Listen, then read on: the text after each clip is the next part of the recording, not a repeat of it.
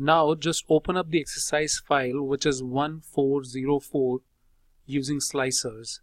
Now here we have the data which we have used earlier, and we have to create a pivot table over here which says product wise total sales. Now your task is to create a slicer for country as well as for category, and choose a particular category or a country to see the change in the pivot table. So I would want you to pause the video and try this task yourself.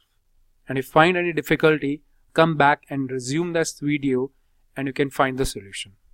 Now, how we can do this is, if we have a pivot table in front of us, we can go to the Analyze tab and we can click on Insert Slicer. And we need to create a country-wise slicer. So I'll click on this country, as well as we need a category, and we'll click on category and we'll set OK. So it will create two slicers for me.